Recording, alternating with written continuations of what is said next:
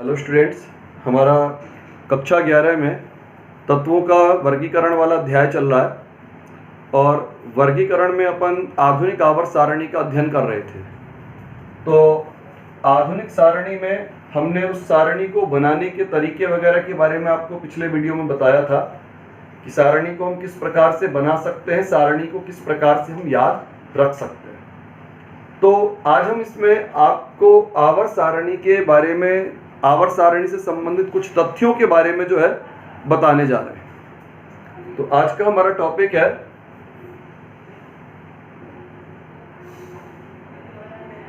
आधुनिक आवर्त सारणी की विशेषता। देखिए, सारणी जो है ये भी आपकी दो प्रकार के कॉलम में बटी हुई है। जैसे मेंडलीव की सारणी दो कॉलमों में बटी हुई थी, ये सारणी भी आपकी दो प्रकार के कॉलम में बटी हुई है। एक कॉलम कहलाता है इसका आवर्त, जो कि क्षैतिज स्तंभ होते हैं। एक तो कॉलम होते हैं इसके आवर्त, जिनको जो क्षैतिज स्तंभ होते हैं, क्षैतिज स्तंभों को हम नाम देते हैं आवर्त। दूसरे होते हैं इसके वर्ग, जो कि ऊर्ध्वाधर स्तंभ होते हैं। तो सारणी आवर्त में और वर्गों में बटी हुई है। आवर्त जो है इनकी संख्या होती है 7, संख्या में 7 होते हैं। और पहला जो आवर्त होता है, पहले आवर्त को हम नाम देते हैं अति लघु आवर्त। पहला आवर्त इसका अति लघु आवर्त कहलाता है।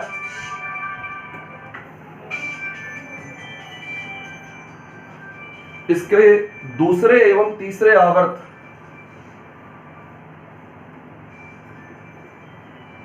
ये जो है लघु आवर्त के नाम से जाने जाते हैं। पहले आवर्त में तत्वों की संख्या होती है 2। दूसरे आवर्त में तत्वों की संख्या होती है 8। केवल 2 तत्वों के कारण से इसको हमने नाम दिया है अति लघु आवर्त। दूसरा तीसरा आवर्त तत्वों की संख्या 8 एवं 8। चौथा और पांचवा आवर्त इन्हें हम नाम देते हैं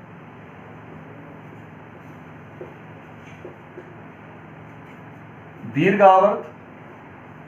और तत्वों की संख्या होती है इसमें 18 और 18।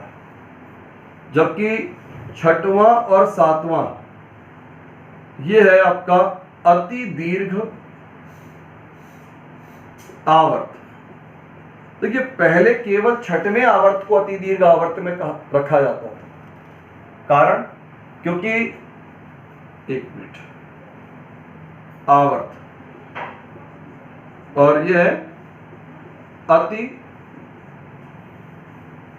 दीर्घ आवर्त। और तत्वों की संख्या हो गई 32 और 32। पहले जो है केवल छठवां आवर्त जो था वो आपका अति दीर्घ आवर्त के अंतर्गत आया करता था, क्योंकि उसमें 32 तत्व होते थे। 32 तत्वों के साथ छठवां आवर्त सबसे बड़ा आवर्त होता था और उसको हम नाम देते थे अति दीर्घ आवर्त। लेकिन धीरे धीरे, और 7वें आवर्त को हम कहते थे अपूर्ण आवर्त। 7वें आवर्त को हम कहते थे अपूर्ण आवर्त। लेकिन अब इसके बाद क्या हुआ, जैसे जैसे नए तत्वों की खोज हुई, 7वें आवर्त की अपूर्णता समाप्त हो गई। नए तत्वों की खोज के साथ साथ 7वें आवर्त की अपूर्णता समाप्त हुई और वर्तमान में 7वें आवर्त में भी आपको 32 तत्व मिलते हैं। आपकी आवर्त सारणी में वर्तमान समय में तत्वों की टोटल संख्या 118 है। तो 118 तत्वों के लिए आपके 2 अति लघु आवर्त में, 8 और 8 लघु आवर्त में, 4 इसमें चौथे और 5वें आवर्त में, 18 18 दीर्घ आवर्त के नाम से, और छठवां और सातवां आवर्त जो है अति दीर्घ आवर्त कहलाता है, जिसमें 32 और 32 तत्व होते हैं। प्रारंभ में सातवां आवर्त अपूर्ण आवर्त था, कारण उसमें कई जगह स्थान रिक्त हुआ करते थे और रिक्त स्थानों के कारण से उसे अपूर्ण आवर्त के नाम से जाना जाता था। लेकिन धीरे धीरे नए तत्वों की खोज होती चली गई। ये सभी, इसमें बहुत से तत्व संश्लेषित तत्व हैं, संश्लेषित तरीकों से नाभिकीय अभिक्रियाओं के माध्यम से बनाए गए तत्व होते हैं। और जब उन तत्वों की खोज हो गई तो इसके कारण से अब हम इसको अपूर्ण आवर्त का नाम नहीं दे सकते हैं। वर्तमान में सातवां आवर्त भी आपका अति दीर्घ आवर्त कहलाता है। अब बेटा बात आती है वर्गों की। वर्गों में अगर हम देखें तो सबसे पहले आधुनिक सारणी में भी मेंडेलीव के वर्गीकरण को रखा गया था। मैंने आपको पिछले वीडियो में जब सारणी बनाई थी तो सारणी में मैंने आपको दिखाया था कि पहले तो हम उसको first A, first B, second A, second B, इस तरह ये जो फर्स्ट ए और फर्स्ट बी वाले जो उपवर्ग होते थे एक साथ रखे जाते थे। लेकिन आधुनिक सारणी में पहले तो इन उपवर्गों को अलग अलग कर दिया गया, अलग अलग स्थानों पर रखा गया। फिर बाद में कहा गया कि जब इनको अलग अलग ही रखा गया है, गुणों में समानता है ही नहीं, तो इनको एक ही वर्ग से संबंधित क्यों माना जाए।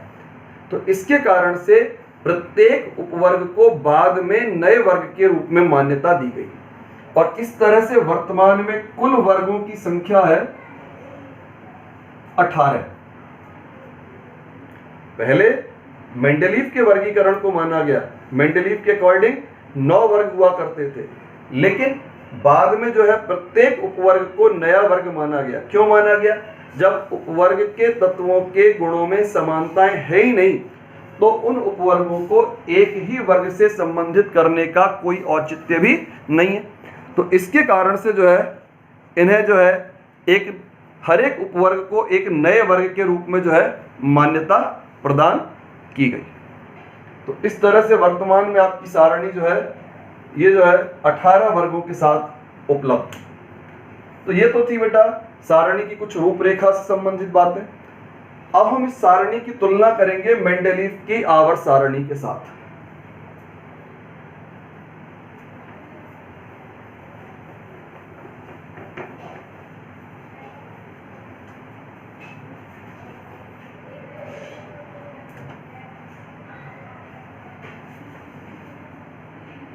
मेंडेलीव सारणी व आधुनिक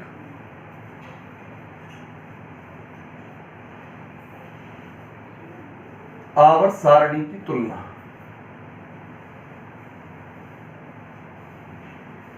मेंडेलीव की सारणी और आधुनिक आवर्त सारणी की तुलना।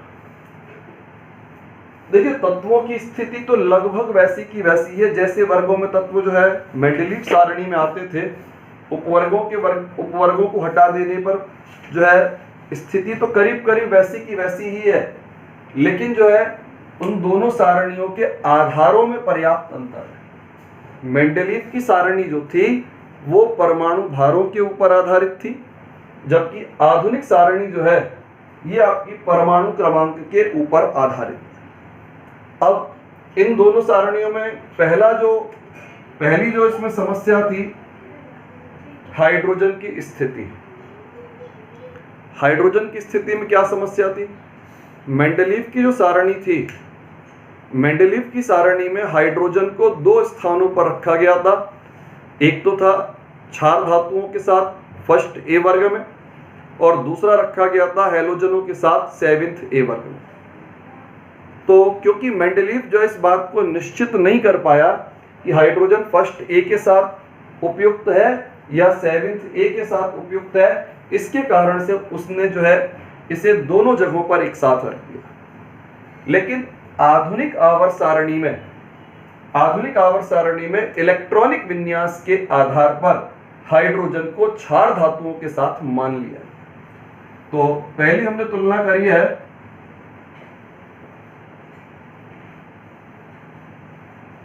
हाइड्रोजन की स्थिति के संदर्भ में।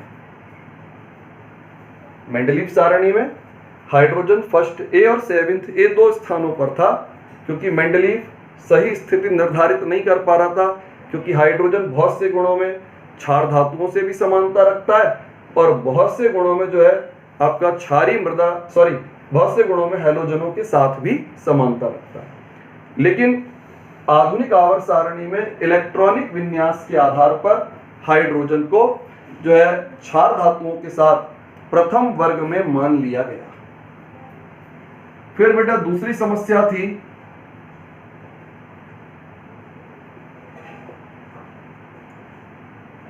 समस्थानिकों की स्थिति। देखिए, मेंडलीव की सारणी का आधार था परमाणु भार, और एक तत्व के कई सारे समस्थानिक होते हैं और उन सभी समस्थानिकों के भारों में भिन्नता होती है। तो भारों की भिन्नता के आधार पर आवर्त सारणी में हर एक तत्व के समस्थानिकों को स्थान दिया जाना चाहिए था। भाई, मेंडलीव की सारणी परमाणु भार पर आधारित है और एक समस्थानिक, एक ही तत्व के जितने भी समस्थानिक हैं उन समस्थानिकों के परमाणु भारों में भिन्नताएं हैं। तो इसके कारण से हर एक तत्व के सभी समस्थानिक जो है सारणी के अंदर रखे जाने चाहिए थे। लेकिन आधुनिक आवर्त सारणी जो है, इस आधुनिक सारणी का आधार होता है परमाणु क्रमांक। आधुनिक सारणी का आधार होता है परमाणु क्रमांक। अब एक ही तत्व के चाहे कितने भी समस्थानिक क्यों ना हो, एक ही तत्व के चाहे कितने भी समस्थानिक क्यों ना हो, लेकिन परमाणु क्रमांक तो उन सभी का एक समान रहेगा। तो इसके कारण से समस्थानिकों को अलग से स्थान देने की कहीं कोई आवश्यकता नहीं बची। तो ये समस्या जो थी आधुनिक सारणी में समस्थानिकों के स्थान देने की जो समस्या थी, वो समस्या अपने आप समाप्त हो गई। फिर बेटा एक समस्या थी सारणी की मेंडलीव ने परमाणु भार के नियम को तोड़ा था।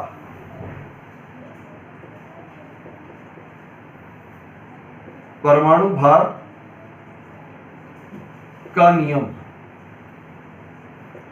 मेंडलीव ने परमाणु भार के नियम को तोड़ते हुए कई जगह तत्वों को जो है व्यवस्थित किया था। जैसे मैंने आपको एक उदाहरण दिया था इसका, मैंने इसकी ट्रिक भी बताई थी, आमिर खान तेरी इच्छा ठंडा पानी क्यों नहीं वाली। तो जैसे इसमें कुछ एग्जांपल मैं आपको फिर दोबारा दे रहा हूं, कोबाल्ट और निकेल। अब कोबाल्ट का परमाणु भार 58.9 होता है और निकेल का परमाणु भार होता है 58.7। तो मेंडलीव की सारणी में कोबाल्ट पहले और निकेल बाद में है। मेंडलीव की सारणी में कोबाल्ट पहले और निकेल बाद में, तो ये परमाणु भार के नियम के अनुसार गलत है। परमाणु भार के नियम के अनुसार निकेल पहले होना चाहिए और कोबाल्ट बाद में होना चाहिए। लेकिन आधुनिक सारणी में भी इसी क्रम में लिखे हुए हैं कि कोबाल्ट पहले लिखा है और निकेल बाद में लिखा है। लेकिन आधुनिक सारणी में ये क्रम बिल्कुल सही है, कारण ये तो है परमाणु भार। और परमाणु क्रमांक के आधार पर देखा जाए तो कोबाल्ट का परमाणु क्रमांक 27 और निकेल का परमाणु क्रमांक 28। आधुनिक सारणी का संबंध परमाणु क्रमांक से है, ना कि परमाणु भार से। तो आधुनिक सारणी के अनुसार तो कोबाल्ट और निकेल की जो स्थिति है वो बिल्कुल सही है। और मेंडलीव की सारणी के अनुसार देखें तो निकेल पहले होना चाहिए और कोबाल्ट बाद में होना चाहिए, जबकि निकेल को बाद में रखा गया था और कोबाल्ट को पहले। हम ये कह सकते हैं कि मेंडलीव ने रखा तो बिल्कुल सही था, मेंडलीव ने रखा तो बिल्कुल सही था, लेकिन उसकी सारणी का आधार गलत होने के कारण से यह समस्या उत्पन्न हुई। दूसरी बात, दूसरा इसी प्रकार का एग्जांपल आपका ऑर्गन और पोटेशियम। ऑर्गन का परमाणु भार होता है 39.9 और पोटेशियम का परमाणु भार होता है 39.1। तो नियमानुसार देखा जाए, परमाणु भार के नियम के अनुसार, तो पोटेशियम पहले और ऑर्गन बाद में होना चाहिए, जबकि सारणी में ऑर्गन पहले आता है और पोटेशियम पीछे आता है। तो आधुनिक सारणी का आधार है परमाणु क्रमांक, तो उसके आधार पर देखा जाए तो परमाणु क्रमांक 18 और परमाणु क्रमांक 19 यानी पोटेशियम बाद में ही आना चाहिए और ऑर्गन पहले ही आना चाहिए। बिल्कुल सही। तो यानी जो समस्याएं मेंडलीव की सारणी की थीं, उनमें से बहुत सी समस्याएं तो सारणी का आधार परमाणु भार से परमाणु क्रमांक करने पर स्वतः समाप्त हो गई। जैसे समस्थानिकों की स्थिति की समस्या समाप्त हो गई। मेंडलीव की सारणी में परमाणु भार के नियम को तोड़ा गया था, उस नियम की आवश्यकता ही नहीं रही यहाँ पर इस सारणी के अंदर। फिर बेटा इस सारणी में जो है आपके बहुत से भिन्न गुणधर्म वाले तत्वों को एक साथ भी रखा गया है। बहुत से ऐसे तत्व हैं जिनके गुणधर्मों में भिन्नता पाई जाती है, लेकिन उन तत्वों को जो है एक साथ रख दिया गया है। ये समस्या भी सारणी में भिन्न गुणधर्म वाले तत्वों का साथ रखा जाना। अपन इस बारे में पहले भी पढ़ा था कि मेंडलीव ने उपवर्ग बनाए थे, उपवर्ग ए उपवर्ग बी। तो मेंडलीव की सारणी में जो उपवर्ग ए और उपवर्ग बी के जो तत्व होते हैं उनके गुणधर्मों में भिन्नताएं होती हैं, लेकिन भिन्नताओं के बावजूद भी उनको एक साथ एक वर्ग में रखा गया। लेकिन आधुनिक सारणी में उपवर्गों का वर्गीकरण समाप्त कर दिया गया, तो ये समस्या काफी हद तक अपने आप ही समाप्त हो गई। मेंडलीव सारणी में एक वर्ग के उपवर्ग थे, उपवर्ग ए और उपवर्ग बी। ए और बी उपवर्गों के तत्वों के गुणों में समानताएं नहीं होती हैं ज्यादा, फिर भी एक साथ रखा था। लेकिन वर्तमान सारणी में, आधुनिक सारणी में उपवर्गों के वर्गीकरण को ही खत्म कर दिया गया और उनको नए वर्ग के रूप में मान्यता दे दी गई। तो इस तरह जब वर्ग का संबंध ही समाप्त हो गया तो इस तरह से समस्या स्वतः ही समाप्त हो गई। फिर बेटा इसमें एक और मेंडलीव की सारणी की समस्या थी। समस्या क्या थी कि मेंडलीव की जो सारणी थी उसमें लैंथेनॉइड और एक्टिनॉइड तत्वों के लिए स्थान निश्चित नहीं था। मेंडलीव सारणी में लैंथेनॉइड और एक्टिनॉइड तत्वों के लिए ये तो पता था कि वर्ग नंबर 3 है, ये पता था कि वर्ग संख्या 3 है लैंथेनॉइड तत्व और एक्टिनॉइड के लिए, लेकिन ये पता नहीं था कि आपके लैंथेनॉइड और एक्टिनॉइड थर्ड ए में आएंगे या थर्ड बी में आएंगे। वर्ग संख्या निश्चित थी, लेकिन थर्ड ए होगा या थर्ड बी होगा ये बात निश्चित नहीं थी। तो इसके कारण से फिर क्या किया गया, इस सारणी में जब वर्ग उपवर्गों को अलग अलग किया गया तो ये स्वतः अपने आप ही जो है निश्चित हो गया कि जितने भी लैंथेनॉइड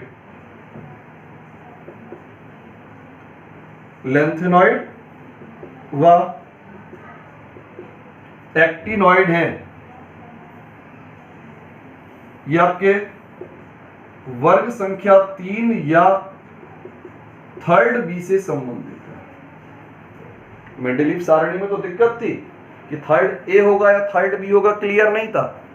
लेकिन आधुनिक सारणी में इस प्रकार की कोई समस्या नहीं है। आधुनिक सारणी में स्पष्ट है कि लैंथेनॉइड तत्व, एक्टिनॉइड तत्व जो है वर्ग 3 या वर्ग थर्ड बी से संबंध। नया वर्गीकरण देखेंगे तो वर्ग नंबर 3 और पुराना वर्गीकरण देखेंगे तो थर्ड बी के साथ इनका संबंध होगा। फिर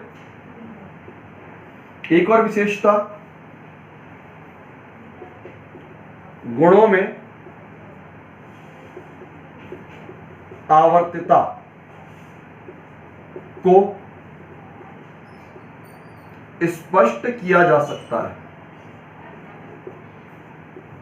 गुणों में आवर्तिता को स्पष्ट किया जा सकता है। आधुनिक सारणी जो है ये गुणों की आवर्तिता को स्पष्ट कर सकती है, समझा सकती है, लेकिन जो मेंडलीव की सारणी थी वो गुणों की आवर्तिता को स्पष्ट नहीं कर सकती थी, क्योंकि आवर्तिता का संबंध जो है परमाणु क्रमांक से होता है, परमाणु भार से नहीं होता। आवर्तिता का अर्थ होता है गुणों में होने वाला क्रमिक परिवर्तन। गुणों में होने वाले क्रमिक परिवर्तन को हम कहते हैं आवर्तिता, और उस आवर्तिता का संबंध परमाणु क्रमांकों के साथ होता है, परमाणु भारों के साथ नहीं होता है। तो आधुनिक सारणी आवर्तिता के कारण को स्पष्ट कर सकती है, जबकि मेंडलीव की सारणी जो है वो आवर्तिता के कारणों को स्पष्ट नहीं कर सकती। तो ये जो है इस तरह से आपकी मेंडलीव सारणी की और आधुनिक आवर्त सारणी की कई सारी तुलनाएं हम कर सकते हैं।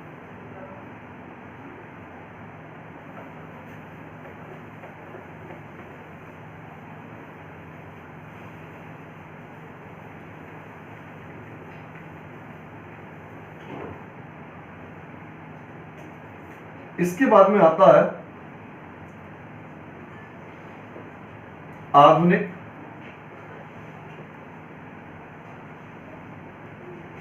आवर्त सारणी की कमियां। आधुनिक आवर्त सारणी की कमियां, देखिए आधुनिक आवर्त सारणी में काफी समस्याएं सॉल्व हो गई, लेकिन फिर भी जो है कुछ कमियां जो है वर्तमान सारणी के अंदर भी है। जैसे एक कमी अपन को दिखाई देती है, बिल्कुल स्पष्ट रूप से दिखाई देती है कि लैंथेनॉइड व एक्टिनॉइड तत्वों को सारणी से पृथक